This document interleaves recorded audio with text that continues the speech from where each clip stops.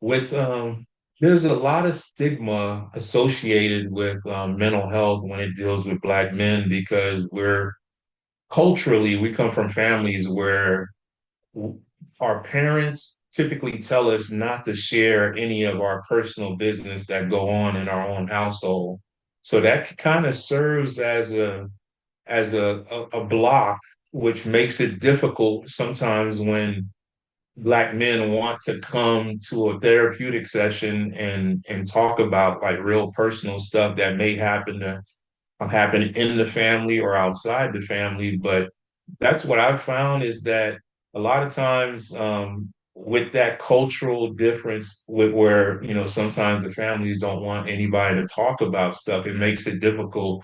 And then also with the weakness part, there's always, we've always grown up in a certain situation where people feel like if you feel like you got to go talk to somebody, you may not be a strong individual, or you're just weak. And so there's a lot of stigma attached to it, but I'm glad that nowadays, especially with what happened during the pandemic, when so many people got exposed to how important mental health was to themselves, like being locked in their house all day during the pandemic. And I think more people are looking at it more on the therapeutic side and less on the weakness side from just my perspective on the clients that I deal with.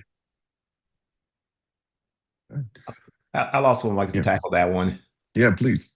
So I have the unique opportunity right now and a unique pleasure and privilege to work in a unit that works with veterans, active duty, military, um, law enforcement, and first responders. So first of all, right off the bat, we're talking about the strongest people that you are going to come across. So we can just discount that myth right off the bat.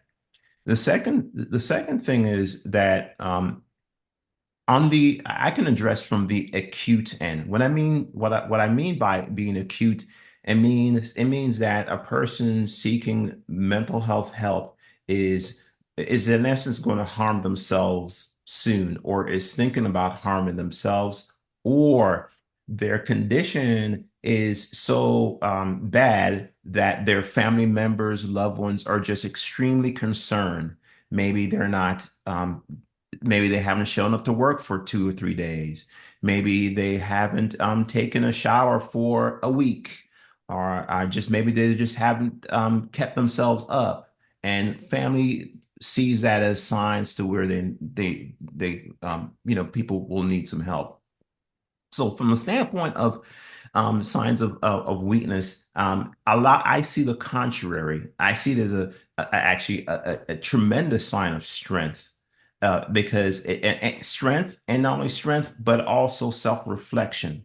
It takes a person who can reflect to themselves and says, "Hey, listen, I may need some help. This is not normal. I'm going to harm myself. I'm going to harm others. Let me seek help."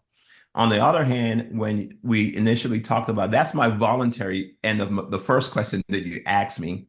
The involuntary side is when another person sees you going down the going on the wrong route, and you don't see it, and they may call for law enforcement assistance, and law enforcement interacts with the patient and says, "Okay, maybe we need to go. This is not a criminal issue. Maybe we need to go into a psychiatric um, um, hospital against your will."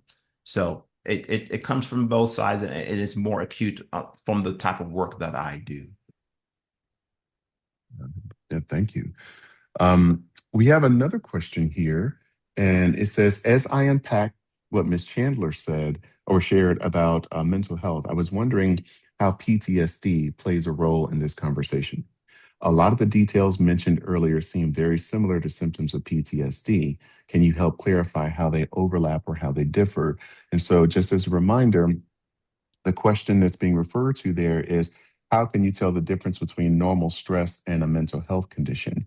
And the question is, what role does PTSD play, I guess, in maybe blurring those lines? And how does one go about trying to unpack that? Yeah, that's a good question. Some of the examples I gave does overlap with PTSD, and but where PTSD can definitely differ in the sense of the symptoms of how, um, especially with it being disorder, because sometimes you can just have post-traumatic symptoms, and then you can also have the disorder based off of um, insomnia, nightmares. Um, and flashbacks, you're having night terrors. It's pretty more significant, your symptoms. And to the point where you're getting, and triggers are, because I was getting ready to say triggers, but just in case anyone doesn't know what triggers are, it's just something that typically starts internal or external feeling or emotions within you due to something that has happened to you. So maybe you walked into a room and you smell something that's related to something that triggered you before, that or even like that made you vomit, or so I'm just trying to give an example of something that could trigger you, that maybe you ate something that didn't sit well with you, and so now every time you smell it, it triggers this uncomfortable nausea feeling in you. And so, but just to relate it back to like just post-traumatic stress and post-traumatic stress disorder, it becomes an intense, long-lasting traumatic symptoms, intense anxiety and stress. And it can differ from, depression, anger, fear, depending on, and everyone's different. So not everyone's post-traumatic stress symptoms or disorder might look the same. It can look different for everyone. But typically, some of the symptoms are similar in the sense of when it comes to those night terrors or ongoing stress related symptoms. And again, the difference with that is the intensity, sorry, of it, and how long the symptoms are lasting, and what it looks like differ from just normal stress that we can cope with on a daily basis, and how it's interfering with our daily lives. All right, thank you very much. I'm going to shift gears here. We have a question. How has social media exacerbated the decline of mental health amongst youth? What's the difference for adults? Anyone want to take a Okay. stab at that Well, one? I mean, I can start there. Well, social Okay. media is absolutely, there are lots of studies that link negative uh, outcomes for teenagers, especially on social media. And I have lots of my younger client, my 20-something clients who are in that life transition from college or high school to college to early career. They think they're behind because of what they see on social media, right? So social media sometimes what it does is give a snapshot of what the user wants everyone to believe, not necessarily, as it is. Right. So then when they see their friends, I always, um, dine out the bar or, in these fancy cars or they on trips. They're like, I look like I'm not doing as good as my friends. And I'm like, but what if they're home eating dog? I go to the extreme because sometimes I can't just keep it very simple. But I asked them, what don't you see behind the what's on your mind?